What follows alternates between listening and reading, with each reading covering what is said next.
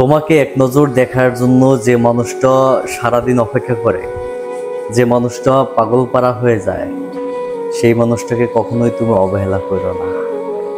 যে মানুষটা তোমাকে সত্যিকারভাবে ভালোবাসে, সেই মানুষটাই তোমার জন্য সবসময় অপেক্ষা থাকে। তুমি কখন তাকে খবর নেবে, কখন তুমি তাকে ফোন দিবে, এমনকি সে সারা রাত জেগে জেগে শুধু তোমার একটা মেসেজের অপেক্ষায় থাকে। আর সেই মানুষটাকে যদি তুমি অবহেলা করে থাকো, তোমার মতো নিকৃষ্ট মানুষ আমার মনে হয় কেউ নাই।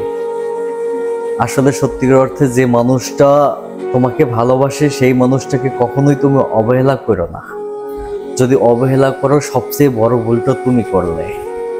এই জন্যই প্রতিটা মানুষ, যদি কেউ আপনাকে সত্যিকারভাবে ভালোবাসে, সেই মানুষটাকে আপনি আগলে ধরে রাখেন।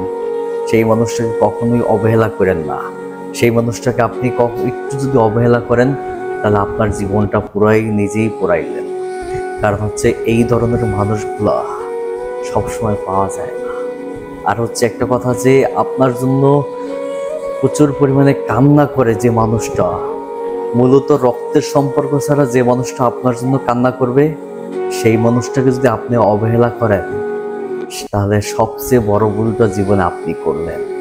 কারণ হচ্ছে তার এক একটা কান্নার অশ্রু, চোখের পানি কতটা দামি সেটা আপনি তখন বুঝতে পারবেন না, যখন আপনি তাকে ছেড়ে চলে যাবেন সুখের আশার জন্য। তখন আপনি যখন ওই কান্নার কারণ এবং হচ্ছে তার দীর্ঘশ্বাসের যে কতটা কষ্ট, সেটা যখন আল্লাহ আপনার উপরে নিক্ষেপ করে দিবে, তখন আপনি বুঝতে পারবেন যে আসলে কি ভুলটাই না আমি করছি। এই জন্য আমি বলি কি, আসলে জানেন, যদি কেউ আপনাকে সত্যিকারভাবে ভালোবাসে, সেই মানুষটাকে আপনি ধরে রাখেন। সেই মানুষটাকে আপনি কখনোই অবহেলা করেন না। তাকে যদি অবহেলা করেন, জীবনে সবচেয়ে বড় ভুল আপনি করবেন। এটাই। এমনও মানুষ আছে সারা রাত জেগে জেগে শুধু একটা মানুষের জন্য কান্না করে। হয়তো লোক সমাজে বলে যে আমি তাকে ভুলে গেছি, আমাকে সে ছেড়ে চলে গেছে, তাতে আমার কোনো আপত্তি নাই।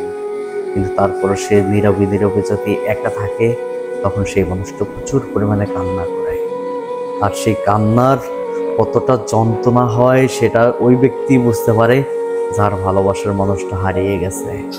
আর যে কান্নার কারণ হয়ে দাঁড়ায়, যার জন্য কান্না করতেছে, তার জীবনটা পুরাই তছনছ হয়ে যাবে। কারণ হচ্ছে একটাই, সে মানুষকে কষ্ট দিছে। আর আপনি যখন কারো সর্বমনের ভালোবাসা নিয়ে কাউকে কষ্ট দিবেন, এই কষ্টের যন্ত্রণা আপনাকে ভোগ করতে হবে, হয়তো আজকে নয়তো কালকে।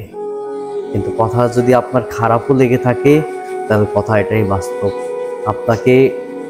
আপনি যদি কাউকে কষ্ট দিয়ে থাকেন, সেই কষ্টের ভোগ আপনার করতে হবে, এটাই বাস্তবতা।